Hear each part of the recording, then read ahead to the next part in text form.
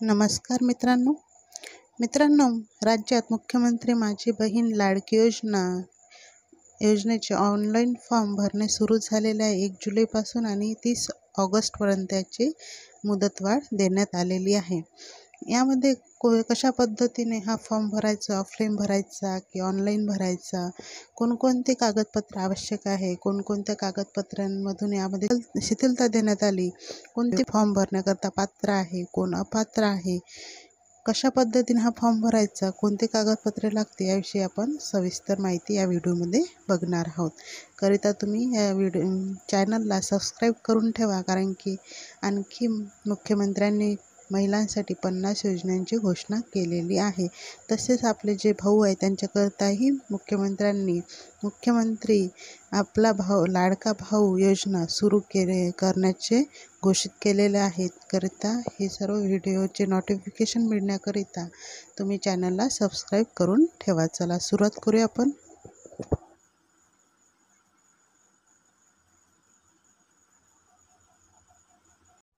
बघा मित्रमैत्रिणींनो, महाराष्ट्र शासनाच्या महिला व बालविकास विभागाद्वारे 28 जून 2024ला महाराष्ट्र राज्यात मुख्यमंत्री माझी लाडकी बहीण योजना सुरू करण्याबाबत मान्यता देण्याबाबत पत्र देण्यात आलेलं होतं.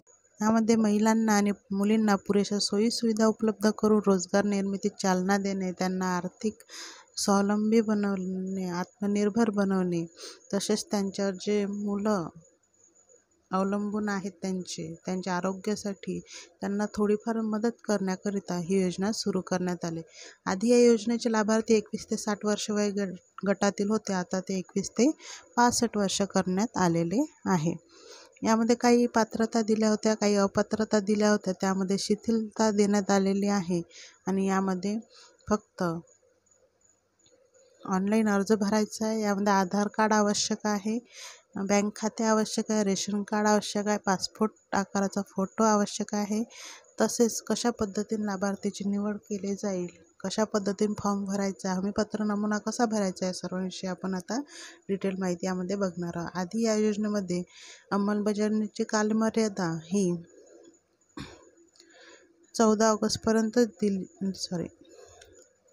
30 जुलैपर्यंत दिली होती, पण त्यामध्ये आता वाढ करण्यात आली आणि ती 30 ऑगस्टपर्यंत करण्यात आलेली आहे. बघा, या योजनेमध्ये काही बदल करण्यात आले आहे. या योजनेचा अर्ज करण्याची मुदत किती ठेवण्यात आली होती?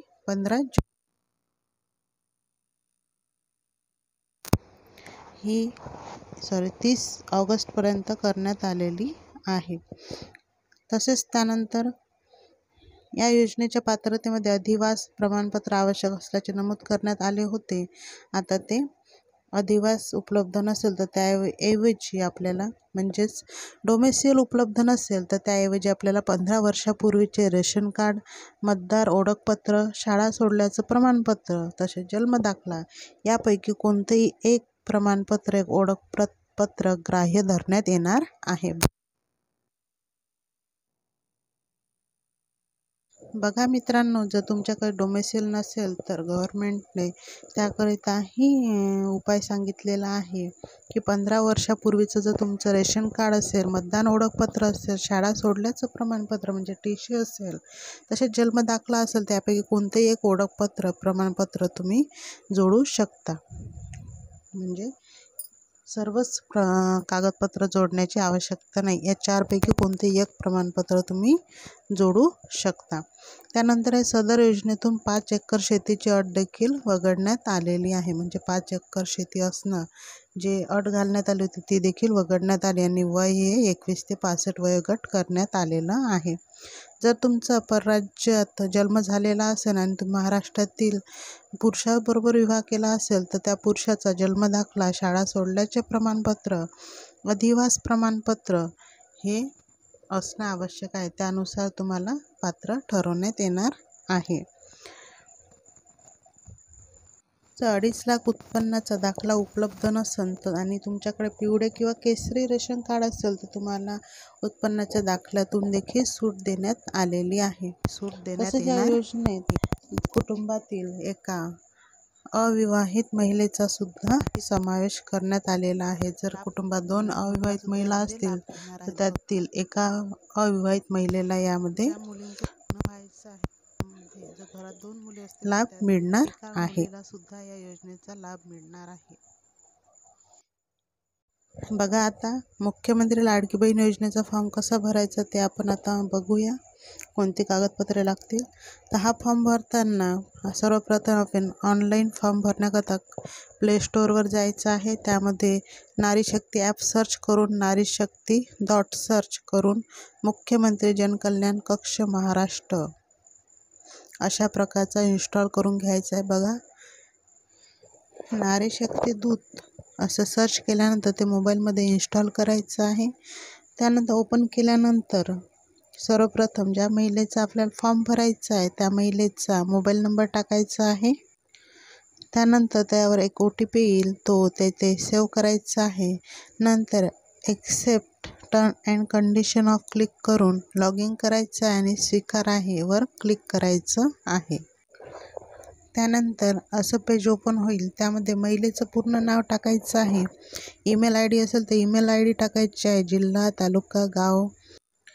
नारी शक्तीचा टाईप म्हणजे सर्वसाधारण महिला आहे, विधवा आहे का परित्यक्त आहे ते देखील यामध्ये नमूद करायचं आहे. तसेच हा फॉर्म आपण कोणामार्फत भरत आहे, बचत गट सेविका की आशा, कोणी अध्यक्ष यांच्याविषयी देखील माहिती लिहायची आहे. तसेच आपण कोणत्या एरियामध्ये येतो, ग्रामपंचायत, नगरपालिका, नगर परिषद ते पण इथे टाकायचं आहे. त्यानंतर आपला आधार नंबर टाकायचा आहे, मोबाईल नंबर टाकायचा आहे.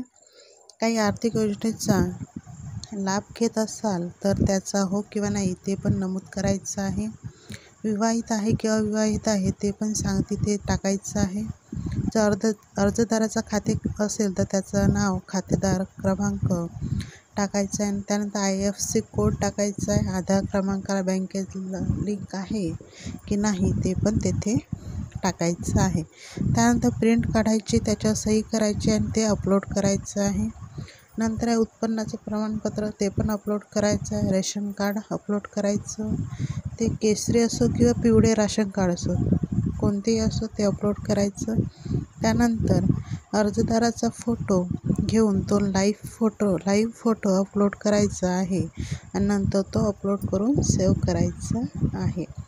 त्यानंतर सर्व माहिती योग्य असल्यास ऑल फॉर्म सबमिटची माहिती फॉर्म C ॲडमिट करण्यास सांगण्यात येईल आणि त्यानंतर OTP येणार आहे. त्यानंतर हा OTP आल्यानंतर तो OTP सेव्ह करायचा आहे. कोणत्याही बँकेचे खाते असो, पासबुक असो ते ॲक्सेप्ट केले जाणार आहे. करिता खाते कोणते आहे, कोणत्या प्रकारचं आहे याचं टेन्शन घेण्याचं काम नाही. सर्वच प्रकारचे खातेबुक, पासबुक येथे ॲक्सेप्ट केले जाणार आहे.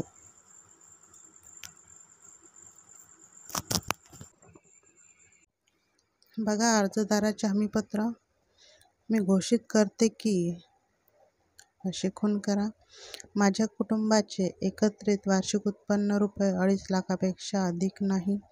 माझ्या कुटुंबाचे सदस्य आयकरदाता नाही.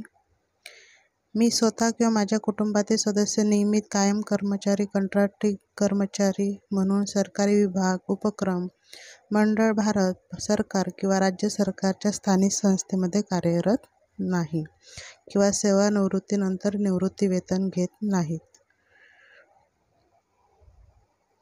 मी शासनाच्या इतर विभागामार्फत राबविण्यात येणाऱ्या ₹1500 पेक्षा जास्त रकमेच्या आर्थिक योजनेचा लाभ घेतलेला नाही. जर घेतलेला असेल तर अशी खून करायची नाही. माझ्या कुटुंबातील सदस्य विद्यमान किंवा माजी खासदार, आमदार नाही. माझ्या कुटुंबातील सदस्य भारत सरकार किंवा राज्य सरकारच्या बोर्ड, कॉर्पोरेशन, बोर्ड, उपक्रमाचे अध्यक्ष, उपाध्यक्ष, संचालक, सदस्य नाहीत. माझ्या कुटुंबातील सदस्याचे संयुक्तपणे 5 एकरपेक्षा जास्त शेतजमीन नाही. नसेल तर क्लिक करा, नाही तर नाही. आणि माझ्याकडे किंवा माझ्या कुटुंबातील सदस्यांच्या नावावर 4 चाकी वाहने, ट्रॅक्टर वगळून नोंदणीकृत नाहीत असेल तर खून करायची नाही.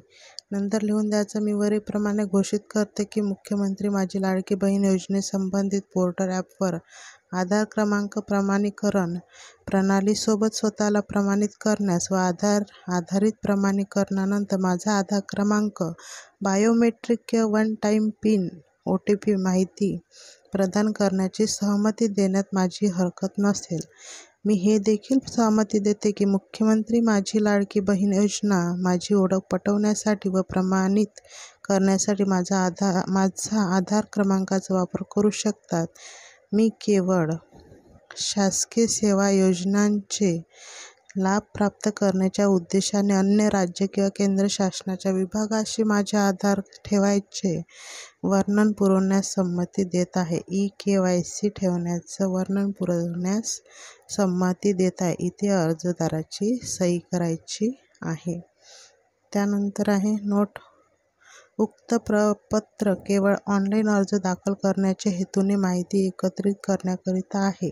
अर्ज ऑनलाईन पद्धतीने सफलतापूर्वक प्रविष्ट झाल्यानंतर खालील पावती प्रदान करण्यात येईल. तसेच SMS WhatsAppद्वारे सुद्धा आपल्याला ते कळवण्यात येईल. असा हा लाडक्या बहिणीचा फॉर्म आहे आणि हे हमीपत्र आहे.